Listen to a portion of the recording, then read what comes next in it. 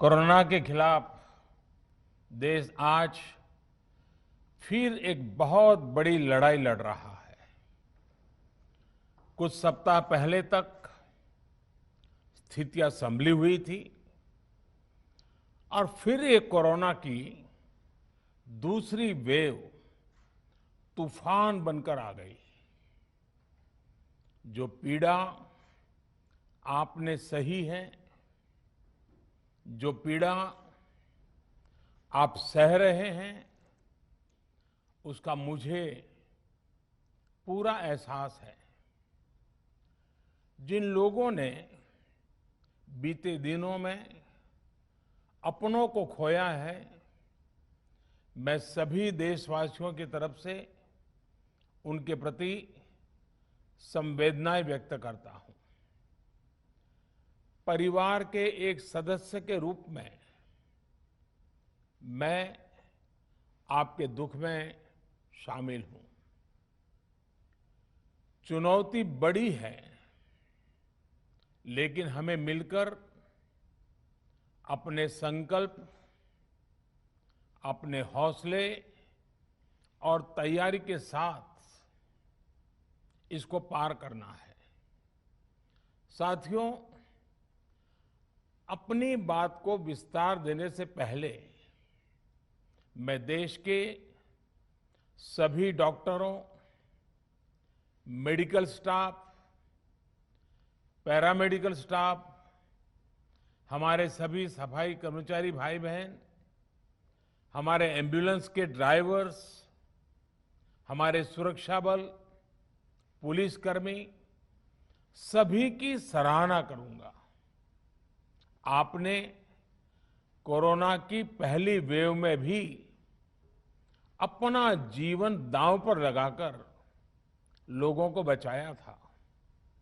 आज आप फिर इस संकट में अपने परिवार, अपने सुख, अपनी चिंता छोड़कर दूसरों का जीवन बचाने में दिन रात जुटे हुए हैं। साथियों, हमारे शास्त्रों में कहा गया है, त्याज्यम न धैर्यम विदुरेऽपि काले, अर्थात कठिन से कठिन समय में भी हमें धैर्य नहीं खोना चाहिए। किसी भी परिस्थिति से निपटने के लिए हम सही निर्णय लें, सही दिशा में प्रयास करें, तभी हम विजय हासिल कर सकते हैं। इसी मंत्र को सामने रखकर आज देश दिन रात काम कर रहा है। बीते कुछ दिनों में जो फैसले लिए गए हैं, जो कदम उठाए गए हैं, वो स्थिति को तेजी से सुधारेंगे। इस बार कोरोना संकट में देश के अनेक हिस्से में ऑक्सीजन की डिमांड बहुत ज्यादा बढ़ी है। इस विषय पर तेजी से और पूरी संवेदनशीलता के साथ काम किया जा रहा है। केंद्र सरकार, राज्य सरकारें, प्राइवेट सेक्टर, सभी की पूरी कोशिश है कि हर जरूरतमंद को ऑक्सीजन मिले। ऑक्सीजन प्रोडक्शन और सप्लाई को बढ़ाने के लिए भी कई स्तरों पर उपाय किए जा रहे हैं। राज्यों में नए ऑक्सीजन प्लांट्स हो, 1 लाख नए सिलेंडर पहुंचाने हो, औद्योगिक इकाइयों में इस्तेमाल हो रही ऑक्सीजन का मेडिकल इस्तेमाल हो, ऑक्सीजन रेल हो, हर प्रयास किया जा रहा है। साथियों, इस बार जैसे ही कोरोना के केस बढ़े, देश के फार्मा सेक्टर ने दवाइयों का उत्पादन और बढ़ा दिया है। आज जनवरी फरवरी की तुलना में देश में कई गुना ज्यादा दवाइयों का प्रोडक्शन हो रहा है। इसे अभी और तेज किया जा रहा है। कल भी मेरी देश की फार्मा इंडस्ट्री के बड़े जो प्रमुख लोग हैं, उसके जो एक्सपर्ट लोग हैं, उनसे बहुत लंबी चर्चा हुई है। प्रोडक्शन बढ़ाने के लिए हर तरीके से दवाई कंपनियां की मदद ली जा रही है। हम सौभाग्यशाली हैं कि हमारे देश के पास इतना बड़ा मजबूत फार्मा सेक्टर है जो बहुत अच्छी और तेजी से दवाइयां बनाता है।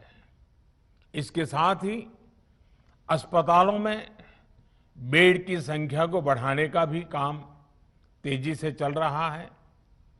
कुछ शहरों में ज्यादा डिमांड को देखते हुए विशेष और विशाल कोविड हॉस्पिटल बनाए जा रहे हैं। साथियों, पिछले वर्ष जब देश ने कोरोना के कुछ ही मरीज सामने आए थे, उसी समय भारत में कोरोना वायरस के खिलाफ प्रभावी वैक्सीन के लिए काम शुरू कर दिया था। हमारे वैज्ञानिकों ने दिन रात एक करके बहुत कम समय में देशवासियों के लिए वैक्सीन विकसित की है। आज दुनिया की सबसे सस्ती वैक्सीन भारत में है। भारत की कोल्ड चेन व्यवस्था के अनुकूल वैक्सीन हमारे पास है। इस प्रयास में हमारे प्राइवेट सेक्टर ने इनोवेशन और एंटरप्राइज की भावना का बेहतरीन प्रदर्शन किया है। वैक्सीन की अप्रूवल्स और रेगुलेटरी प्रोसेसेस को फास्ट ट्रैक पर रखने के साथ ही सभी साइंटिफिक और रेगुलेटरी मदद को बढ़ाया गया है। यह एक टीम एफर्ट है जिसके कारण हमारा Bharat 2 made in India vaccine के साथ दुनिया का सबसे बड़ा टीकाकरण अभियान शुरू कर पाया। टीकाकरण के पहले चरण से ही गति के साथ ही इस बात पर जोर दिया गया कि ज्यादा से ज्यादा क्षेत्रों तक, जरूरतमंद लोगों तक वैक्सीन पहुंचे। दुनिया में सबसे तेजी से भारत में पहले 10 करोड़, फिर 11 करोड़ और अब 12 करोड़ वैक्सीन डोज दिए गए हैं।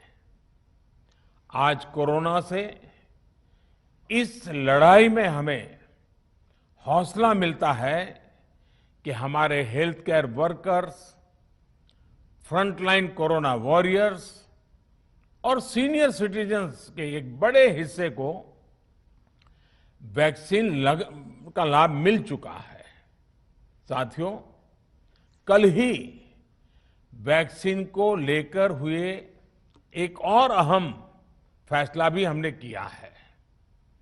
1 मई के बाद से 18 वर्ष के ऊपर के किसी भी व्यक्ति को वैक्सीनेट किया जा सकेगा।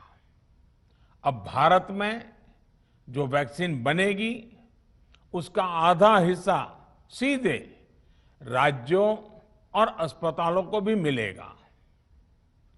इस बीच गरीबों, बुजुर्गों, निम्न मध्यम वर्ग के लोग, 45 वर्ष की आयु के ऊपर के व्यक्तियों के लिए केंद्र सरकार का जो वैक्सीन कार्यक्रम चल रहा है वो भी उतनी ही तेजी से जारी रहेगा। पहले की तरह ही सरकारी अस्पतालों में मुफ्त वैक्सीन मिलती रहेगी, जिसका फायदा, जैसा मैंने कहा, हमारे गरीब परिवार हो, हमारे मध्यम वर्ग, निम्न मध्यम वर्ग के परिवार हो, वो उनका लाभ उठा सकेंगे। साथियों, हम सभी का प्रयास जीवन बचाने के लिए है और जीवन बचाने के लिए तो है ही। प्रयास से भी ये है कि आर्थिक गतिविधियां और आजीविका कम से कम प्रभावित हो। प्रयास का तरीका यही रखा जाए। वैक्सीनेशन को 18 वर्ष की आयु के ऊपर के लोगों के लिए ओपन करने से शहरों में जो हमारे वर्कफोर्स है उसे तेजी से वैक्सीन उपलब्ध होगी। राज्यों और केंद्र सरकार के प्रयासों से श्रमिकों को भी तेजी से वैक्सीन मिले लगेगी। मेरा राज्य प्रशासन से आग्रह है कि वो श्रमिकों का भरोसा जगाए रखे। उनसे आग्रह करें कि वो जहां है वहीं रहे। राज्यों द्वारा दिया गया ये भरोसा उनकी बहुत मदद करेगा कि वो जिस शहर में हैं वहीं पर अगले कुछ दिनों में वैक्सीन भी लगेगी और उनका काम भी बंद नहीं होगा। साथियों, पिछली बार जो परिस्थितियां थी वो अभी से काफी भिन्न थी। तब हमारे पास इस वैश्विक महामारी से लड़ने के लिए कोरोना स्पेसिफिक मेडिकल इंफ्रास्ट्रक्चर नहीं था। आप याद करिए देश की क्या स्थिति थी। कोरोना टेस्टिंग के लिए पर्याप्त लैब नहीं, पीपीई का कोई प्रोडक्शन नहीं, हमारे पास इस बीमारी के ट्रीटमेंट के लिए कोई खास जानकारी भी नहीं। लेकिन बहुत ही कम समय में हमने इन चीजों में सुधार किया। आज हमारे डॉक्टरों ने कोरोना के इलाज की बहुत ही अच्छी एक्सपर्टीज हासिल कर ली है। वो ज्यादा से ज्यादा जीवन बचा रहे हैं। आज हमारे पास बड़ी मात्रा में पीपीई किट्स हैं, लैब्स का बड़ा नेटवर्क है और हम लोग टेस्टिंग की सुविधा को निरंतर बढ़ा रहे हैं। साथियों, देश ने कोरोना के खिलाफ अब तक बहुत मजबूती से और बहुत धैर्य से लड़ाई लड़ी है।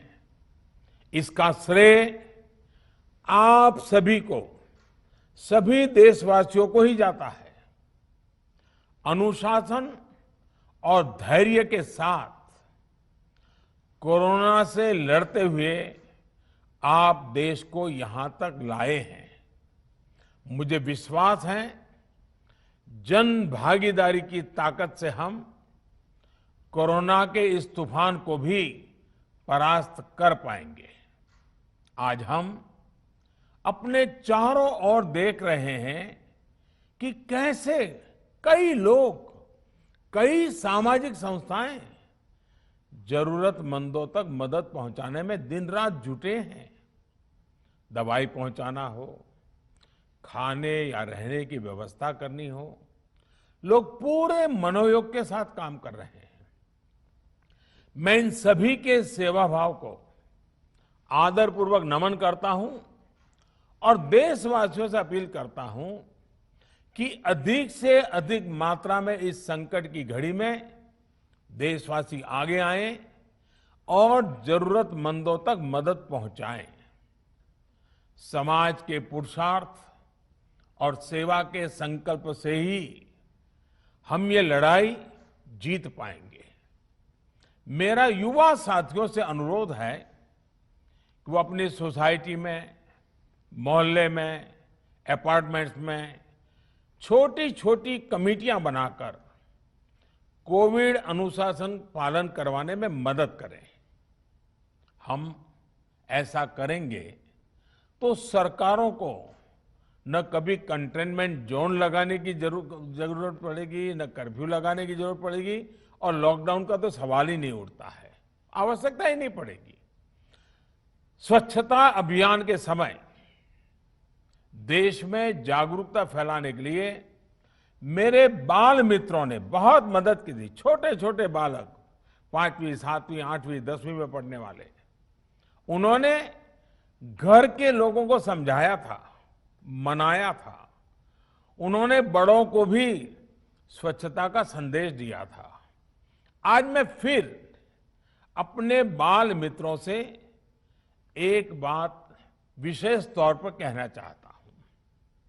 मेरे बाल मित्र, घर में ऐसा माहौल बनाइए कि बिना काम, बिना कारण घर के लोग घर से बाहर न निकले।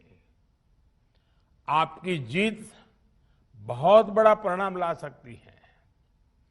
प्रचार माध्यमों से भी मेरी प्रार्थना है कि ऐसे संकट की घड़ी में वो लोगों को सतर्क और जागरूक करने के लिए जो प्रयास कर रहे हैं उसे और बढ़ाएं। इसके साथ ही इसके लिए भी काम करें कि डर का माहौल कम हो सके, लोग अफवाह और भ्रम में न आए। साथियों, आज की स्थिति में हमें देश को लॉकडाउन से बचाना है। मैं राज्यों से भी अनुरोध करूंगा कि वो लॉकडाउन को अंतिम विकल्प के रूप में ही इस्तेमाल करें। लॉकडाउन से बचने की भरपूर कोशिश करनी है और माइक्रो कंटेनमेंट जोन पर ही ध्यान केंद्रित करना है। हम अपनी अर्थव्यवस्था की सेहत भी सुधारेंगे और देशवासियों की सेहत का भी ध्यान रखेंगे। साथियों, आज नवरात्रि का आखिरी दिन है। कल रामनवमी है और मर्यादा पुरुषोत्तम श्री राम का हम सभी को यही संदेश है कि हम मर्यादाओं का पालन करें।